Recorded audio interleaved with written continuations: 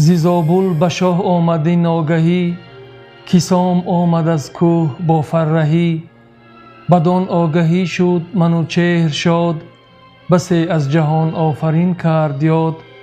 منوچهر را بود دو پوری گزین، دلیر و خردمند و با فر و دین. یکی نام نوذر دیگر چون زراسپ، به میدان به مانند آذرگشسپ. بفرمود تا نوذری نامدار، شود تازیان سوی سامی سوار. ببیند یکی روی دستان سام، که بود پرورانیده اندر کنام. کند آفرینی کیانی بروی، بدان شادمانی که بنمود روی. بفرمایدش تا سوی شهریار، شود تا سخنها کند آشکار. وزان پس سوی زابلستان شود، برآیین خسرو پرستان شود. چون نوذر بر سام نیرم رسید، یکی نوجوان پهلوان را بدید.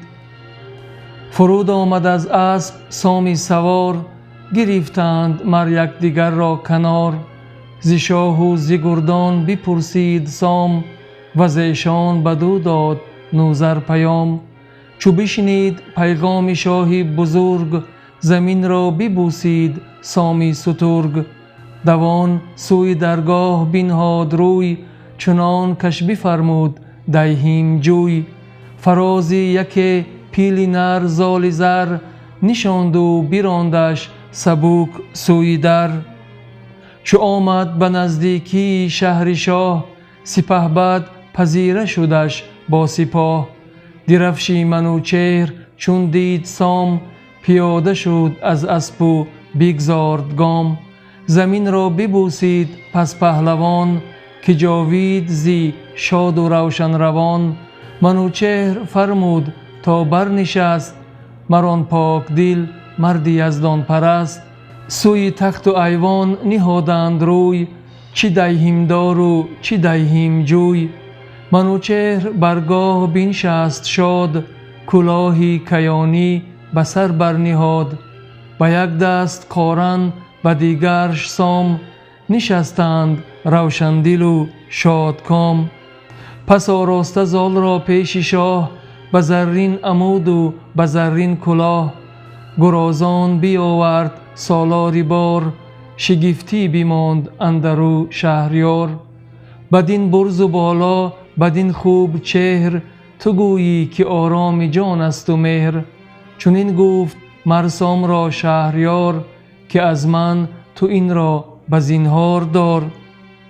به خیره میازارش از هیچ روی، به کس شادمانه مشو جز بدوی. که فر کیان دارد و چنگ شیر، دلی هوشمندان و فرهنگ پیر.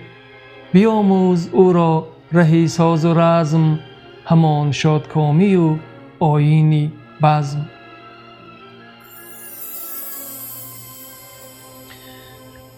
ندیده است جز مرغ کوه و کنام، کجا داند آیین‌ها را تمام. پس از کار سیمرغ و کوهی بلند، وزان تا چرا خوار شد ارجمند.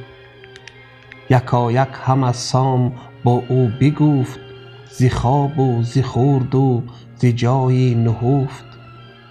وز افکندن زال بگشاد راز، که چون گشت بر سر سپهر از فراز. سرانجام گیتی ز سیمرغ و زال، پر از داستان شد و بسیار سال. برفتم به فرمان کیهان خدای، به البرز کوه اندران صعب جای. یکی کوه دیدم سر اندر سحاب، سپهری است گفتی ز خارا بر آب. برو بر نشیمی چو کاخی بلند، ز هر سو برو بسته راهی گزند.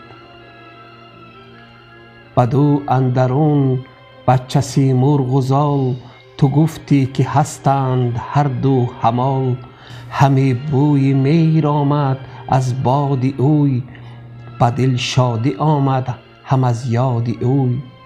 نبود راه بر کوه از هیچ روی، دویدم بس گرد او پوی پوی.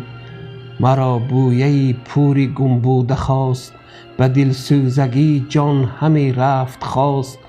ابا داوری پاک گفتم براز، که ای چاره خلق و خود بی نیاز.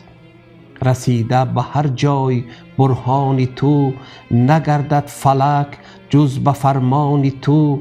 یکی بنده ام با دل پرگناه، به نزد خداوند خورشید و ماه. امیدم به بخشایشی توست و بس، به چیز دیگر نیستم دسترس. تو این بنده مرغ پرورده را، به خواری و زاری برآورده را. همه چرم پوشد به جای حریر، مزد گوشت هنگام پیستان شیر. رسان باز بر من مرا راه کن، سوی او و این رنج کوتاه کن. بد مهری من روانم مسوز، به من باز بخش و دلم برفروز. به فرمان یزدان چو این گفته شد، نیایش همانگه پذیرفته شد. بپرید سیمرغ و بر شد به ابر، همه حلقه زد بر سر مرد گبر. ز کوه اندر آمد چو ابری بهار، گرفته تنی زال را در کنار. ز بویش جهان پر از مشک شد، دو دیده مرا با دو لب خشک شد. ز سهم وی و بویه پور خویش، خرد بر سرم جا نگرفت بیش.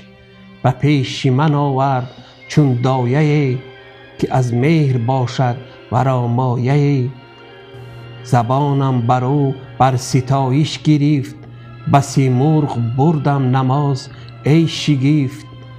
به من ماند فرزند و خود بازگشت، ز فرمان یزدان نشاید گذشت. من آوردمش نزد شاه جهان، همه آشکار را بکردم نهان.